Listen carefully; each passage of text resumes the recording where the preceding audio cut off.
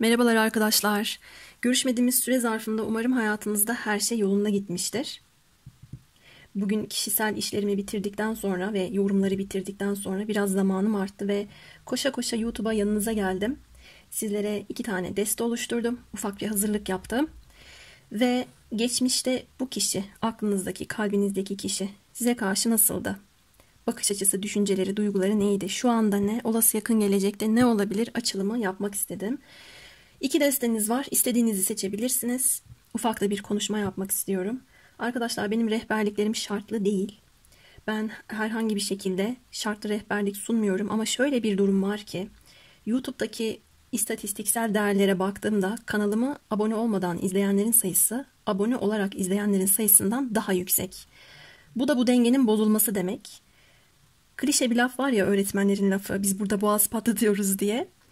Bu lafı ben de söyleyeceğim. Boğaz patlatmanın haricinde bir de ekstra burada ruhsal olarak bir enerji aktarımı söz konusu. Sadece bilgiyi aktarma değil, ruhsal bilgiyi aktarma. Hissettiğim, gördüğüm her şeyi size en doğru rehberlikle sunma durumunu yapma konusu var ki bunun da elbette bir abone ol ya da videoyu beğen gibi atla deve olmayacak bir karşılığını beklemekte haklı olduğumu düşünüyorum. Bu yüzden rehberliğim şartlı olmasa da şöyle bir şey diyeceğim. Ben bundan sonra bu şekilde enerji hırsızlığı yapan ya da hak ettiğim şeyi bana sunmayan arkadaşlarıma güzel enerjimi yollamıyorum ve kendimi kapatıyorum. Ve özellikle de olası yakın gelecek kısmındaki herhangi güzel bir şeyin bu şekilde izlemeyi tercih eden arkadaşlarımın hayatına akmamasını, sirayet etmemesini de niyet ederek başlamak istiyorum. Böyle korumaya çalışacağım ben de dengeyi. Evet, başlayalım mı birincisinden? Bakalım, sevdiğiniz, aklınızdaki kişi geçmişte sizle ilgili neler düşünüyordu, neler hissediyordu, size karşı bakış açısı neydi? Şu anda geçmişi yorumluyorum. Bir kısmınız için uzak, bir kısmınız için daha yakın geçmiş olabilir.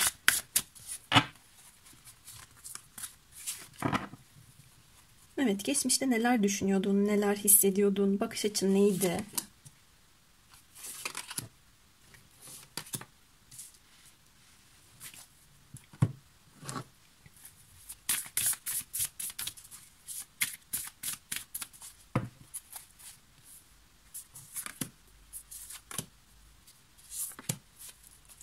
Benim sol yanağım şu anda cayır cayır yanıyor. Ay, bu nasıl bir enerji? Neler çıkacak çok merak ettim. Baylar bayanlar. Haydi başlayalım. Kılıç kraliçesi.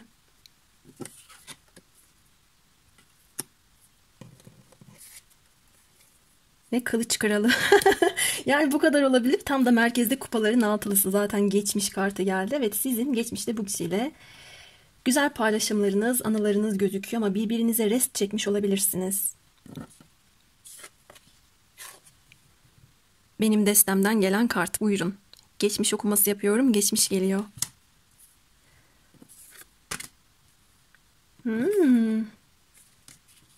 Şimdi arkadaşlar, bu okumada İkizler, Terazi, Kova burçları ağırlıkta çıksa da bir de Akrep burcumuz var. Tam şu anda Akrep dönemine girdiğimiz için, Mars da İkizler burcunda olduğu için Güneş burcunuz, Ay burcunuzdan ziyade astrolojik olarak gezegenlerin enerjisine göre daha fazla buraya bu bilgiyi yansıtmış olabileceğini düşünüyorum kartların. Şimdi geçmişte dişil tarafın öncelikli olarak burada çekmiş olduğu bir rest gözüküyor. Belki özlemeye dayanamayıp takılı kaldığı durumlar üzerinde, ilişkide ya da mevcut durumda iletişime, adalete, eşitliğe son derece önem verdiği çıkıyor. Bu siz de olabilirsiniz, karşınızdaki kişi de olabilir. Bilmiyorum burada ikisi de geldiği için. Ama geçmişte bunun dişil kısım tarafından fazlasıyla önemsendiğini görüyorum. Aslında kendi içinde affetmek istemiş ama takılı kaldığı noktalar olmuş. Zihninden atamamış. Beni dinleyen eril arkadaşlarım, buradaki dişil geçmişte sizle ilgili böyle düşünüyor. Bilginiz olsun. Aynı zamanda burada yine geçmişteki durumlara baktığımda insanlar topluluğu görüyorum. Arkadaş çevresi. Aile değil, daha çok arkadaş ortamı. daha geçmişten gelen, belki pozitif gibi gözüken ama zararı dokunan insanlar olmuş olabilir. Buradaki durumlarla ilgili şeyleri de çok fazla düşündüğünü, kendi içinde irdelediğini görüyorum. Buradaki eril kişinin de dişilin tavrı tutumu sonrasında kendi hayatındaki durumları da göz önünde bulundurarak, onu öne çekerek mantık odaklı bir şekilde hareket ettiğini, duygularına çok fazla eğilim göstermediğini, hatta duygularıyla hareket etmenin zayıflık gibi algılanabileceğini düşünüp o şekilde hareket ettiğini görüyorum. Burada aslında karşılıklı olarak birbirinize kılıç çekmeniz var. Ama buradaki kılıç kraliçesi oturuyor, buradaki kılıç kralı ayağa kalkmış. Şu anda bakın aile ve atalar teması geldi. Geçmişte bu kişi, özellikle de eril kişinin ailesi, atalarından gelen durumlar, kılıç kralı bize kariyer konusunda askerlikle ilgili şeyleri söyler, sorumlulukları, belki sert davranmasını gerektirecek ya da daha kuralcı, daha sistematik davranmasını gerektirecek tavırlarını söyleyebilir. Böyle olmuş olabilir arkadaşlar ama dişil arkadaşlarım da daha farklı gözükmüyorlar ama dişil arkadaşlarım bunu geçmişte yapmış, kılıcını ayağının dibine koymuş. Şu anda bunu yapmaya hazırlanan belki de eril gözüküyor. Ben bu enerjinin biraz daha günümüze, şimdiki zamana kaydığını düşündüğümden şimdi olarak da yorumluyorum ama geçmişte birbirinizin bazı düşüncelerine saygı duymuş, bazı düşüncelerine duymamış olabilirsiniz. Araya üçüncü kişiler girmiş olabilir. Aşırıya kaçmış olabilirsiniz söylemlerinizde. Eleştirellik, kırıcılık. Birbirinize söylediğiniz şeylere karşı saplantı geliştirmeniz, takılıp kalmanız. Hatta birbirinizin zihnini okumaya çalışmanız, anlamaya çalışmanız gibi durumlar da görüyorum. Burada çok da fazla duygusal bir tema çıkmıyor geçmişte.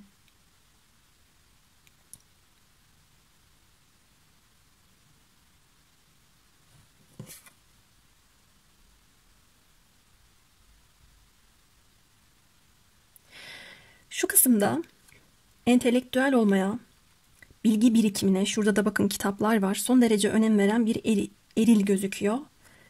Kalkanını da yere atmış. Burada kendisini koruyacak şeyin bilgi olduğunu düşünerek hareket etmiş olabilir bu kişi. Belki de ailesinden, atalarından böyle gördü ya da kendisine böyle gösterildi. Yalnız burada eğer bu kişinin kendi atasal durumlarında şifalandırılması gereken maddi manevi konular varsa bunları yapmakla yükümlü olduğunu düşünüp size soğuk davranmış da olabilir.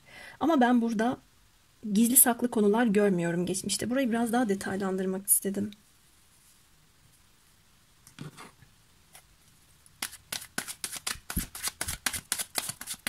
Burada bir hikaye var çünkü. Hani hayatta şey olur ya, ben istiyordum, o zaman istemiyordu. Ha şimdi de sen hazırsın, ben oturuyorum der gibi. Böyle bir şey çıkmış.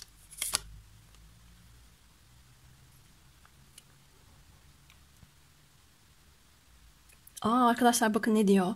Şenliklere, törenlere bir sebep gerek, kaderin de yazılmış demek ki taç giymek diyor. Buradaki kılıç kralı bakın taç giyiyor.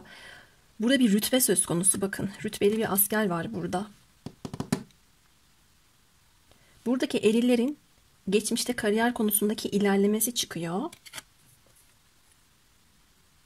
Geçmişte dişil arkadaşlarım söyleyeceğini söylemiş, yapacağını yapmış ya da belki duvarlar örmüş olabilir. Şu anda kural kriterlerini belirleyerek tamam ben belirledim, olan oldu ya da özlesem de artık söyledim, yapacağımı yaptım, oturuyorum şeklinde.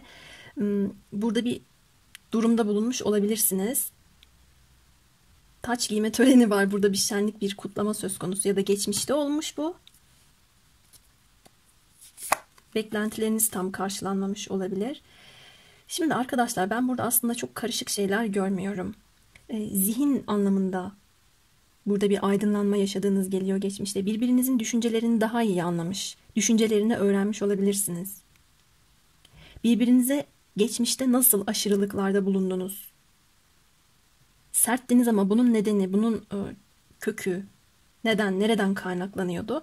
Bu durumlara dair bir aydınlanma yaşadığınızda gözüküyor. Ama tabii içinde bulunduğumuz Akrep Burcu döneminde bu tekrar gün yüzüne çıkmış olabilir. 6 topladığımda 6 yapıyor.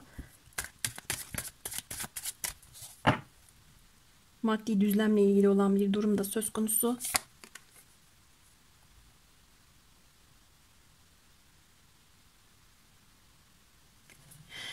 Ben bu açılımdaki erilleri geçmişte kendi isimleri, kendi mevkisi ya da yaptığı işler duyulsun diye bir mücadele içerisinde olduğunu görüyorum.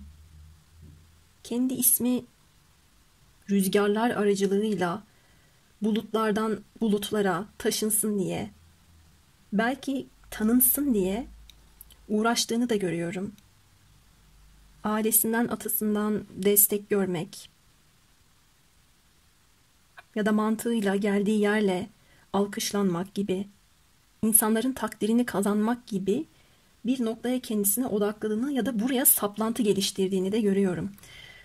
Evet, geçmişte bunlar olmuş. Bu kişinin sizle ilgili düşünceleri de, sizin bu kişiyle ilgili düşünceleriniz de geldi burada. Aynı zamanda aranızda bir ruh eşi bağlantısı da olabilir. Düşünce şekliniz bazen benzer olabilir. Bazen birbirinize ayna tutmuş olabilirsiniz. Eksiklikleriniz, takılıp kaldığınız konular, şifalanmanız gereken durumlarla beraber bunu çok ılımlı olmayan bir söylemle net bir şekilde birbirinize yansıttığınızı görüyorum geçmişte. Burada ortak geldi bakın arkadaşlar. Bu kişinin size dair düşüncesi gibi değil sadece. Peki şu anda neler düşünüyor ve hissediyor?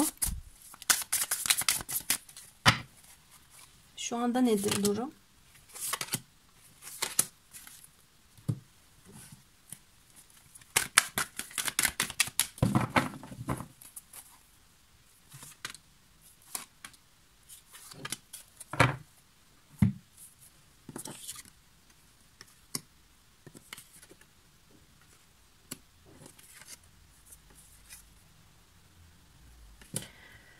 Bir denge yakalamaya çalıştığını görüyorum. Aranızdaki denge bozulmuş olabilir.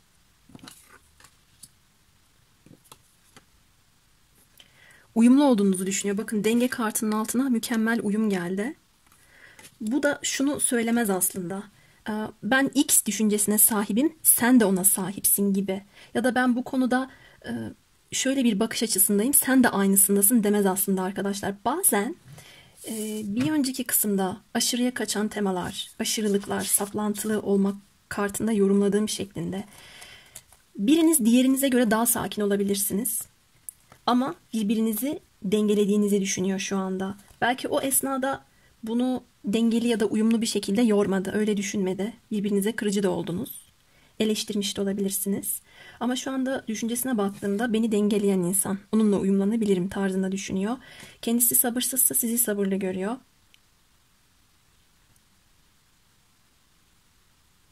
Güven, huzur, mutluluk temasını sizinle bulduğunu veya bulabileceğini an enerjisinde düşünüyor.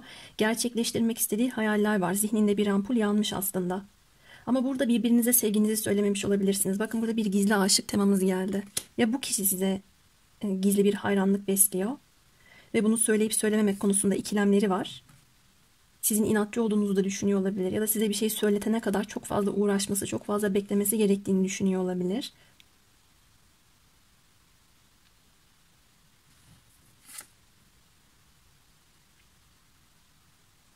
Şu karta baktığımda neyi düşündüm arkadaşlar? Hani belki de denk gelmişsinizdir sosyal medyada bir küçük erkek çocuğu bir de kız çocuğu var. Erkek çocuğu Mia I love you diyor. Kız çocuğu hiç umrunda bile değil. Burada da bakın erkek çocuğu arabanın üstünde. Kız çocuğunu öpüyor. Ama kızın suratına bakın nasıl ekşitmiş yüzünü. Git başımdan der gibi. Burada dişil olan tarafın bir inatçılığı var. Aslında ben duyguları söylemekte inatçılık görüyorum. Sevmeyen taraf görmüyorum ama bu açılım iki yönlü gidiyor yalnız. Yani hem sizin duygu düşüncelerinizin buraya aktarımını gördüm hem de karşınızdaki kişinin düşünce duygularını görüyorum. Aranızda yansıtma enerjisi çalışıyor olabilir. O video da ne komikti. Ama yazık oradaki çocuğa da çok üzülmüştüm. Artık umudu kesiyor. Kafasını sallayarak önündeki yemeğini yemeye çalışıyordu garibim.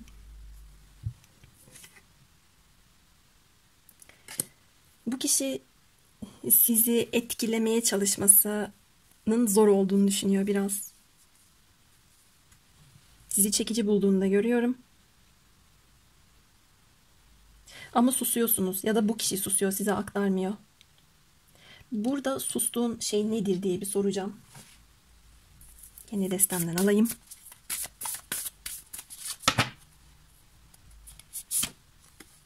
Boğaz çakrası ve düşünme. Duygularını ifade etmek istiyor, düşüncelerini ifade etmek istiyor. Ama bir şeyleri yanlış ifade ederim diye de gergin hissedip çekiniyor. Bakın arkadaşlar, zaten susmak da boğaz çakrasını bize verir. Yine söylemiş, bakın, eleştirel düşünme. Çok fazla düşünce çıkıyor. Aslında duygudan da ziyade, duygular kafada yaşanıyor, orası ayrı, ama duygudan da ziyade düşüncelerin aktarımında bir gerginlik, bir sıkıntı. Bunu bir türlü ifade edememeden kaynaklı pürüzler yaşama görüyorum. Benim de burada boğazımda aslında aquamarin duruyor. Daha rahat konuşabileyim diye. Bu da boğaz çakrasını temsil eder. Bu desteği seçen arkadaşlarımın iletişimle ilgili sıkıntıları var. Bu kişi yanlış ifade etmiş olabilir zamanında kendisini. Şu anda nasıl ifade etmesi gerektiğini düşünüyor, sabretmeye çalışıyor. Belki diyecek ki size, ben sana hayrandım, bunu sana söylememiştim zamanında. Sen benim mükemmel uyumu bulabildiğim, dengelendiğim insansın. Sana aşığım diyecek ama diyemiyor. Gergin hissediyor. Ama sizle ilgili de böyle düşünüyor olabilir. Zamanında sizi susturduysa ya da siz duygu düşüncelerinizi aktarmak istemediyseniz inatçı olduğunuzu düşünüyor. Peki, olası yakın gelecekte neler düşünebilir? Boğaz çakrası da geldi. Bakın, benim de sesim gitti. Bir yudum su alacağım.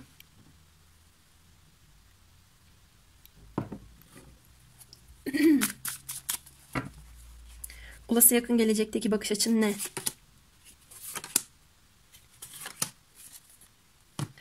Sadece 3 kart içinden geçti. Destek yapmayacağım.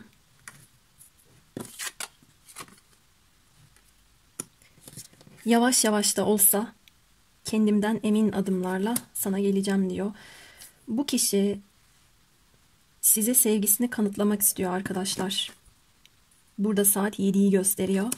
Bir kısmınız açısından önem arz ediyor olabilir ya da önem arz edecek olabilir. Burada bir kavuşma, görüşme anı var. Bu kişi uğrunuza mücadele etmeyi düşünecek. Bunu yaparken paldır küldür bir şekilde hareket etmenin kendisine avantaj sağlamayacağını düşünerek, kendi düşünce ve duygularıyla da yüzleşerek doğru, dürüst bir şekilde hareket edeceğini görüyorum arkadaşlar. Aranızda bir ayrılık varsa bunu da kesip atacak. Mavi gül. Mavi gülün anlamı ne ki? Burada gülü kesmiş bıçak.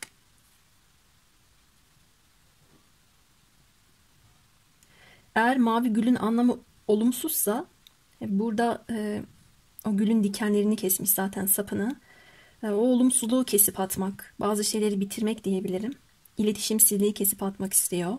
Huzur hissetmek, güveninizi kazanmak için ilkeli, dürüst bir adım atma kararını alacak gibi gösteriyor baktığımda. Bir de konuşturma kartlarından alalım. Arkadaşlar, bu kişinin niyeti de bakış açısı da gayet net. Yavaş adımlarla da gitsem sana dürüst bir şekilde geleceğim diyor. Evet, konuşturalım bir de.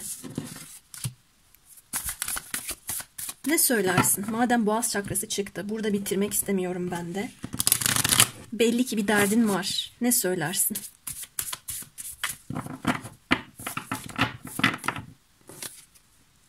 Seninle ciddi adımlar atmak istiyorum. Evet, ben size dedim ya az önce, çok net, yavaş da gitse doğru dürüst hamlelerde bulunacak. Aramak istiyorum ama korkularım var. Bakın arkadaşlar, iletişim kurmak istiyor. Boğaz çakrasında sıkıntı var. Korkuları ona mani oluyor. Düşüncelerini ya da duygularını ifade etmesinde çekinik kalıyor.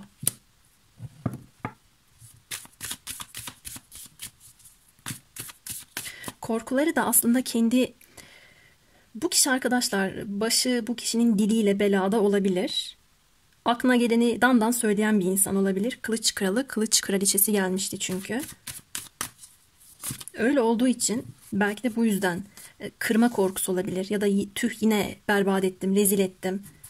Ilımlı olmayı bir türlü öğrenemedim diye bir pişmanlık yaşamaktan korkuyor olabilir. Ya da bir şeyi düzelteceğim derken hepten batırmaktan korkuyor olabilir. Durumunuza göre alın. Bir tane daha alalım. Seni aldatmadım, aldatmıyorum dermiş. Demek ki bunu da söylemeye ihtiyacı var arkadaşın. Hadi bakalım. Hakkınızda hayırlısı olsun. Benim ilk deste için söyleyeceklerim bu kadardı. Umarım memnun kaldınız. Şimdi hemen ikinci desteye geçiyorum. Merhabalar, ikinci destedeyiz. İlk destemizde bir hikaye çıkmıştı ve orada bir yansıtma enerjisi vardı. Bakalım burada nasıl bir senaryo ile karşılaşacağız. Evet, sevdiğiniz kişi, aklınızdaki kişi. Geçmişte sizinle ilgili ne düşünüyordu, ne hissediyordu, size karşı bakış açısı neydi?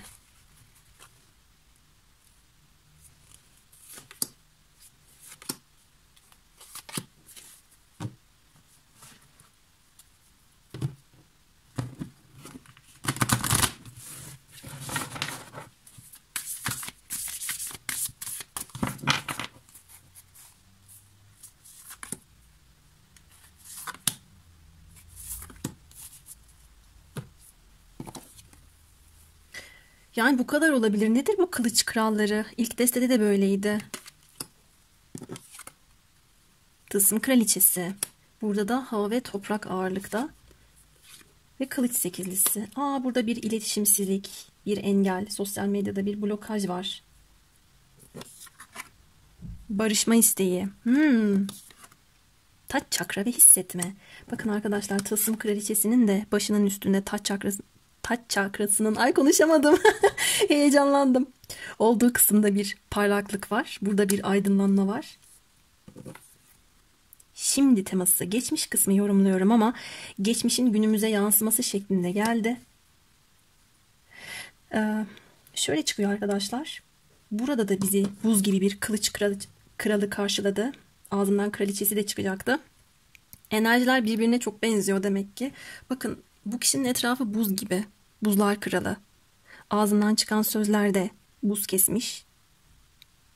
Boğaz çakrasının olduğu kısımda keza öyle. Bugün ben bazı kelimelerde tıkanıyorum. Bunun sebebi de sürekli iletişim kartlarının geliyor oluşu. Daha doğrusu iletişimle ilgili sıkıntıların geliyor olması.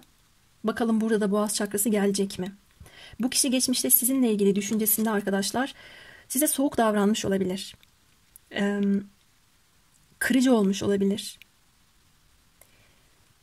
Böyle çok fazla eleştirel, ketum, asla kurallarından ödün vermeyen, duvarları olan bir kişi olarak size kendisini yansıtmış olabilir. Ama bunu yaptığı için kendi iç dünyasında ben bir tıkanma yaşadığını görüyorum. Belki de ben öyle düşünmüyordum, kendi düşüncelerimi yanlış anlattım diye şu anda düşünüyor. Şimdi teması da geldiği için söylüyorum. Bir farkındalığa erişmiş, çünkü iletişimsiz oluşunuz onun da elini kolunu bağlıyor ve takıntı yaptığı ve işin içerisinden bir türlü çıkamadığı şeyler var. Bu süre zarfında geçmişte de dişil olan kısmın taç çakrasında bir aydınlanma, daha ruhsal olarak duygusal varoluş noktasında Yaradan'la akışta olma ya da bu kişiyle bağlantıyı hissetme süreci yaşanmış. Dişil kısım bunu hissederken eril kısım sadece mantık noktasında daha dünyevi düzlemde olmuş olabilir. Geçmişte bu kişi sizinle barışmak istemiş arkadaşlar. Belki bir gönül almak, belki uzlaşmak için bir şey söylemek zihninden geçmiş ama bir engel söz konusu olduğu için ve hala da bu devam ettiği için bunu yapamamışa benziyor. Fakat buradaki tılsım kraliçesi umutsuz bir noktada değil. Burada tek bir dezavantaj var. Buradaki dişil arkadaşlarımın önem verdiği şeylere yapışık olması. Benim doğrum budur. Ya da benim değerim bu. Ya da ben nasıl bu değer verdiğim şeyi başımın üstünde tutuyorsam ben de böyle tutulmak istiyorum. Benim değerlerim, benim isteklerim de böyle olsun istiyorum tarzında bir düşünceye sahip olduklarını görüyorum. Fakat burada kendi gerçeğine ya da beklentisine, doğrusuna yapışık olma durumunun iletişim konusuna zarar verdiğini, anlaşma, uzlaşma noktasına sıkıntı yarattığını da söyleyebilirim. Bir an kameraya baktım. Bazen sıkıntı olabiliyor, kayıt donabiliyor. Devam edelim. Evet, burada geçmişte taç çakra söz konusu. Ama ben bunu eril kişilerde görmüyorum arkadaşlar. Şimdi temasında ne çıkacak bilmiyorum ama iletişimsizliğin vermiş olduğu bir sıkıntı hala devam ediyor. Özgür hissetmiyorsunuz. Geçmişte dişil kişiler aramızda uzaklık da olsa ya da iletişim olmasa da ben seninle duygusal olarak iletişimdeyim. Neler düşündüğünü hissediyorum. Doğrudan algılayabiliyorum şeklinde düşünmüş. Buradaki erilerin bu bağlantıyı hissedebildiğini ya da bu şekilde düşünebildiğini görmüyorum. Çok pardon, taşım düştü. Biraz daha detaylandıralım. Başka neler olmuş? Geçmişte bu kişi neler düşünmüş? Dinlediğinizde karşınızdaki kişi dişilse bu yorumu alın, erilse öteki yorumu alın.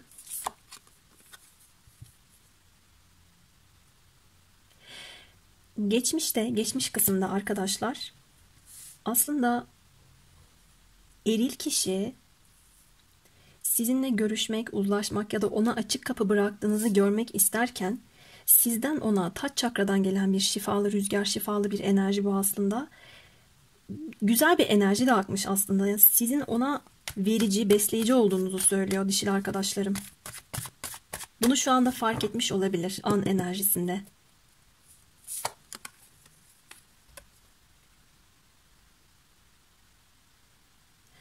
Aradığın hakikatli ve adil. Hakikati arayanları ve adalete susamış olanları bu melek korur diyor. Burada bir ilahi adalet teması ya da artık duaların kabul olması, umutsuzluğun bitmesi, daha umutlu hissetmek, duygusal olarak varoluş nedenini anlamak, ruhsal olarak aydınlandıysa kişi ya da kişiler o yolda ilerlemek, daha adil çözümler bulmak gibi bazı düşünceler içerisinde, istekler içerisinde olmuşa benziyor geçmişte. Ama ben burada bunu dişil tarafın düşündüğünü görüyorum. Hak ettiğim bana verilsin, sunulsun gibisine. 2, 2, 12, 2 teması yoğun geldi. Aşk kapıları açılmış, aşk ve bilgelik meleği Jeliel senin şans ve vesile yollarını açacak diyor. Hayallerinde yaşattığın bilgelik yolunda aşkı bulacaksın, şanslı bir dönemdesin diyor. Arkadaşlar şimdiye geçeceğim çünkü şurada şimdi teması var. Burası geçmiş ama günümüze değin hala bir iletişimsizlik, tıkanıklık, özgür olamama, eli kolu bağlı olma, kapana kısılma durumları devam etmekte. Hatta bakın ağzında da burada bu kişinin bir şey var. Dişleriyle ısırmış çubuk gibi bir şey. Konuşamamaktan muzdariplik var. O yüzden aşk kapıları açılsa da burada bir tıkanık bir enerji var. Şimdi bunu çözelim. Az önce bakın şurada benim destemde de açık kapı bırakmak yazıyor. Geçmişte ben çok uzak geçmiş görmüyorum ama yakın geçmişte eril kişiler barışmak istemiş olabilirler. Her ne kadar iletişim olmasa da aranızda taç çakradan bu niyette gitmiş arkadaşlar. Bence birbirinizin dualarındasınız. Dileklerindesiniz. An enerjisine bakalım. Bu açılım ne kadar iki yönlü geldi. Peki şu anda neler var düşüncelerde, duygularda, bakış açısında?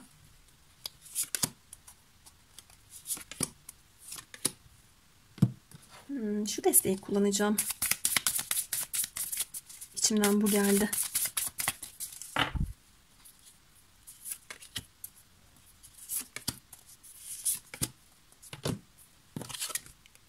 İmparatoriçe.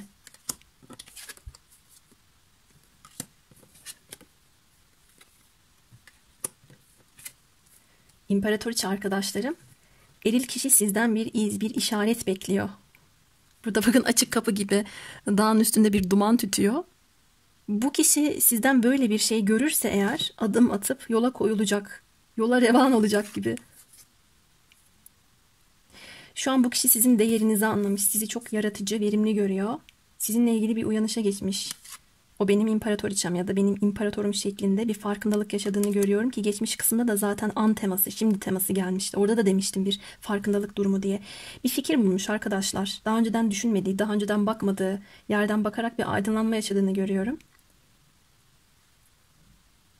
Siz bu kişi için aşksınız. Aşmak istiyor engelleri, pes etmiş değil. Sosyal medyadan fazlasıyla gözetliyor şu anda, bakıyor. Ne yapıyorsunuz, ne ediyorsunuz diye. Engel varsa bu engelleri kaldırdınız mı, kaldırmadınız mı diye bakıyor da olabilir.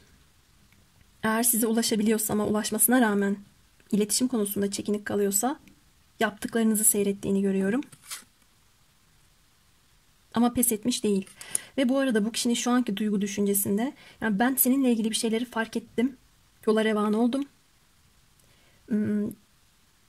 Evet, bir şekilde temkinliyim de ama cesaretimi de korumaya çalışıyorum diyor. İnatçı, sizden vazgeçmiş değil. Ola ki de yolda son dakika sorunlarıyla karşılaşırsam bunları da çözmek için parlak bir fikrim var ya da bulacağım diyor arkadaşlar. Bu kişi an enerjisinde size bir aşk itirafı yapmak istiyor. Evlilik teklifi de olabilir. Çünkü meseleyi eline alıp değerlendirmiş ve sizin onun için en doğru, en güzel, onun hayatına bolluk bereket getirebilecek bir insan olduğunuza kanaat getirmiş, bunu düşünmüş. Doğru ortaksınız onun için. Ay çok güzel geldi. Burayı detaylandırmayacağım daha fazla, gayet net. Peki gelecekte bakalım ne olacak? Olası yakın geleceğe bakalım. Gelecekteki bakış açın, duyguların ne? Düşüncelerin ne olacak? Sadece 3 tane kart istiyorum. Kılıç şövalyesi. Kupa kralı. Kılıç ikilisi. Güzel. Bu kart bana batmadı. İlk defa bir çıkmazda hissetme gibi algılamadım. Benim karşımda bir rakibim de olursa seni en çok ben seviyorum. Senin için düelloya girerim. Savaşırım diyor arkadaşlar. Kendi duyguları tavan yapmışken burada bu kişi hayallerine ulaşmak, tutkularına ulaşmak için gereken mücadeleyi vermek istiyor ve verecek gibi de duruyor. Ben burada bir eylem de görüyorum. Bu kişi duygusal yoğunluk nedeniyle tavır tutumları öngörülemez bir insan haline gelebilir. Şimdi şöyle de gördüm. Yok ya o sakin diyorsanız içinden bir anda bir ejderha çıkabilir. Çok da kestirilemez. Ani davranışlarına maruz kalabilirsiniz. Bir anda bir iletişime geçebilir. Aşkına, sevgisine verin. Eğer ağzından bir şeyler saçılırsa, kırıcı laflar, dandun konuşmalar. Bir kıskançlık da algıladım. Olası yakın gelecekte size karşı bakış açısında onu ben almalıyım. O benim ilahi eşim. O benim için doğru insan. Rakibim de varsa savaşırım diyeceğini görüyorum. Yalnız buradaki iki kişi de kendisinden son derece emin.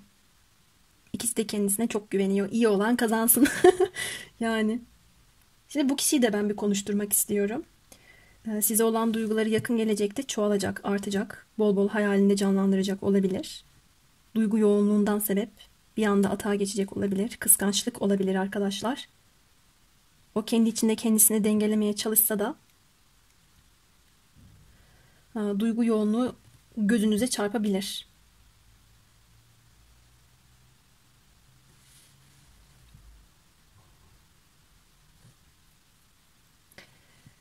Evet ve dikkatimi de şu çekti. Aslında bu kişinin bu kadar çok duygu denizinde yüzüyor oluşu söylemlerine, hareketlerine olmasa da düşünce hızı, söylemleri, cümle, iletişim şekli bunu değiştirdiğini veya değiştireceğini görüyorum olası yakın gelecekte. Size daha önceden söylemediği şeyleri de söyleyebilir. Bir dakika ya ne oluyor yavaş gel diyebilirsiniz çünkü kılıç şövalyesi çok hızlıdır. Tozu dumana katar. Zaten burada da çok yüksek dalgalarla hızlı bir şekilde gelen bir şövalye resmedilmiş. Peki konuşturalım bakalım ne söyler? Senin derdin ne?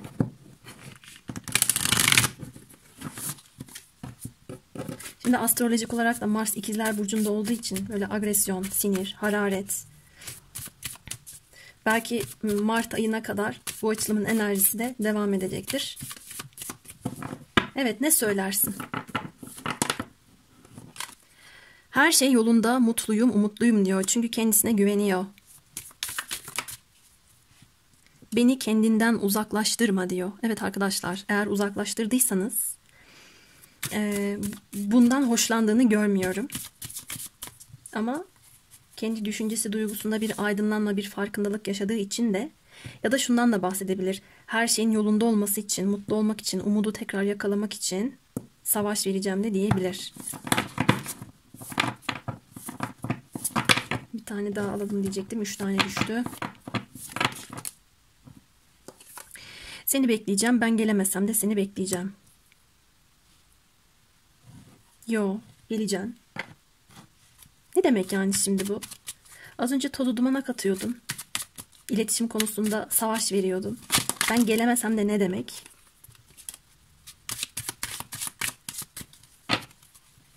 Burada ne demek istedin sen?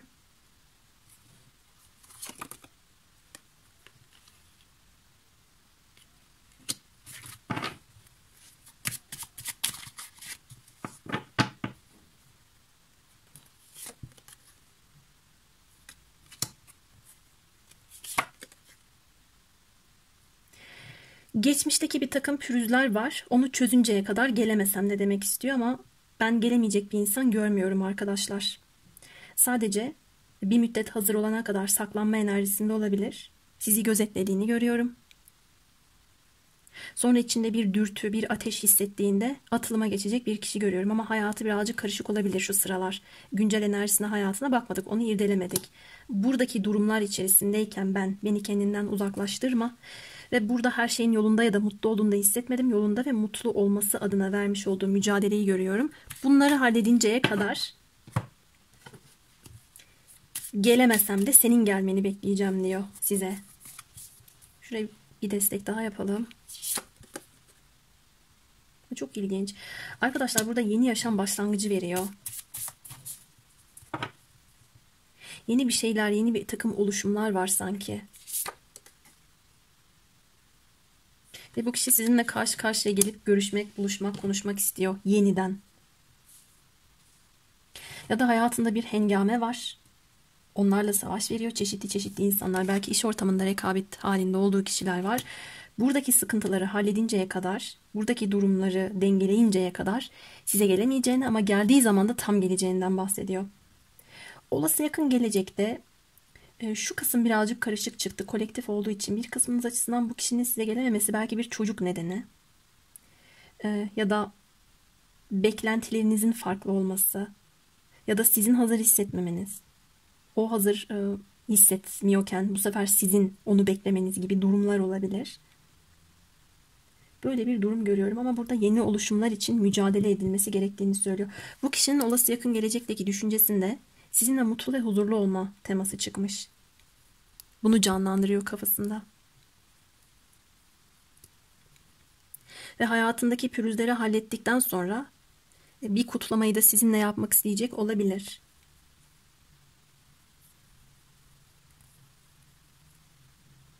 Hepiniz için uymaz ama bu kişinin sizinle bir gelecek düşüncesi varsa da burada bir çocuk sahibi olma düşüncesi, bunu kendi içinde planlaması, henüz size aktarmamış oluşuyla ilgili bir durumda aldım.